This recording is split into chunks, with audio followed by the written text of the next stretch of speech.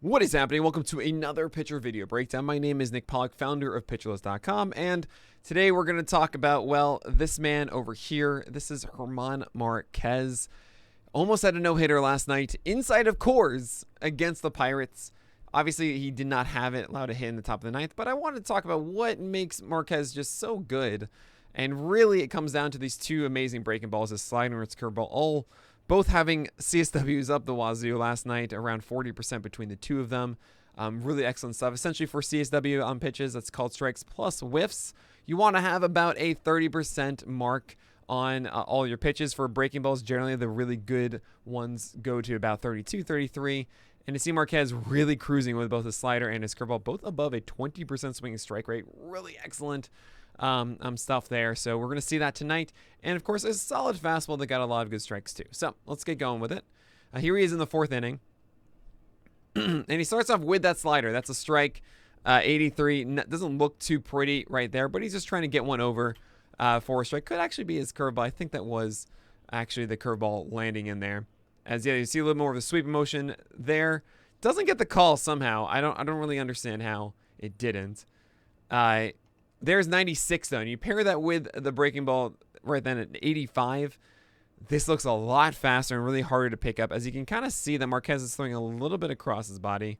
Just a touch. I mean, this is actually pretty straight here. I take that back completely. But the angle of this is a release along the inside corner. So you can actually see where Marquez is set up. His foot is directly in the middle of the mound. And when he lands... So right now, he's going straight forward, which is really good. So he's not cross-body on release with his feet or anything like that.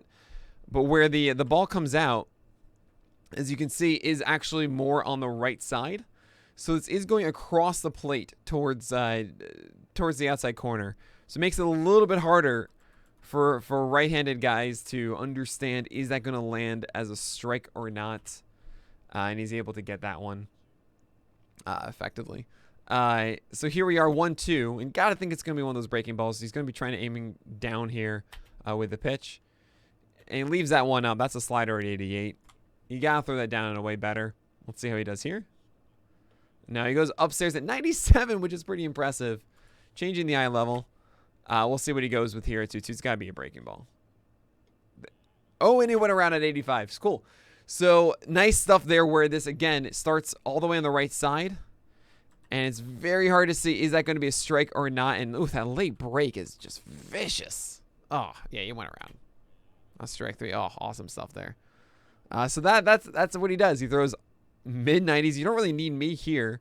He has two breaking balls that he throws confidently for strikes and gets whiffs. I mean, this is Ben Gamble. What are you going to do, Ben?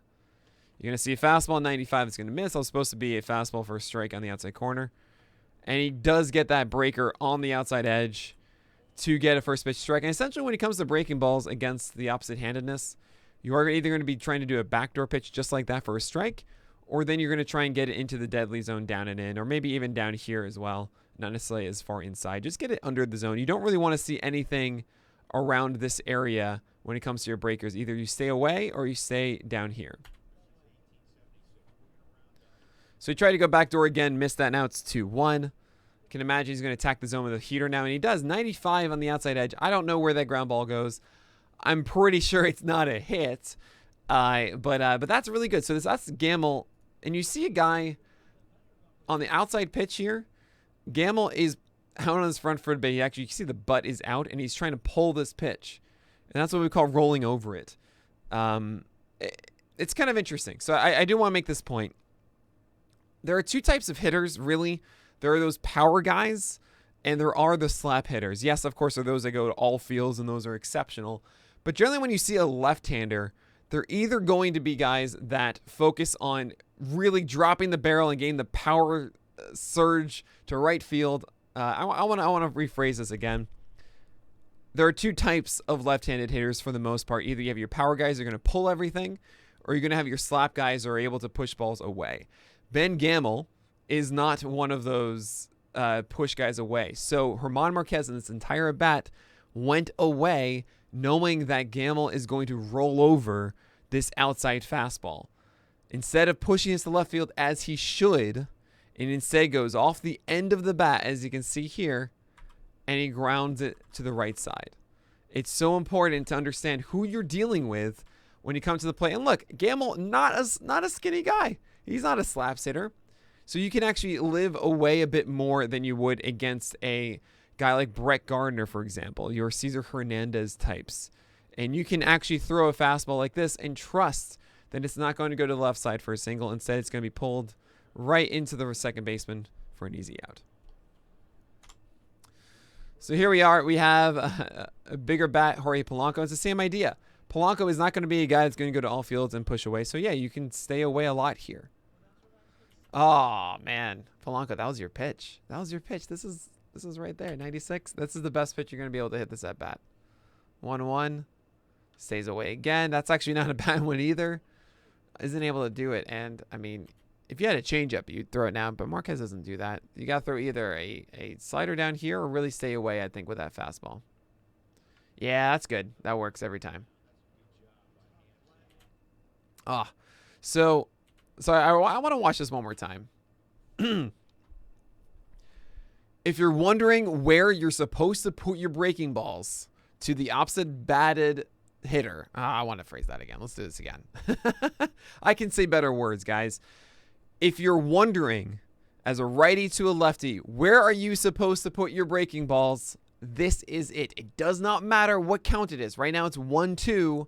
You can do this 0-0. You can do this 1-0. Where Germán Márquez puts this breaking ball is exactly where you want it. Perfect. Perfect. Right at the bottom of the zone. This pitch is a strike for so long. And all Polanco could do is commit to swinging and then roll it on the ground for an easy out. That is the danger zone. This right here under the zone, right underneath the strike zone, is just under the barrel. And those that try to drop the bat and hook it over the right field bleachers are going to ground out every single time. So there you go. That's Germán Márquez in a nutshell. Really good breaking balls. As you notice with the curveball and slider, he didn't really make many mistakes with it. He had a fastball in 95 plus, 96, 97 earlier in this start. It works. The question becomes when that fastball does miss and when the breakers aren't quite along the edges, he can get burned more than we would like, especially inside of Coors. But yeah, if he gets out of Coors, which I don't think he will, I think that the Rockies are going to hold on to Marquez because he's such a valuable asset for them through 2024. But still, if he gets out of Coors, he can be so good. But yeah, Germán Márquez, one of the more underrated pitchers out there because it's really, really hard to succeed as he does inside of Colorado. But that's going to do it for today's video breakdown. As always, you can watch this live on Twitch at twitch.tv/pitchlist and support what we do at pitchlist.com/plus. Go get PL Plus. Support this channel. Support everything we do on the website. But that's it for today. So as always, may your BABIPs be low and your strikeouts high.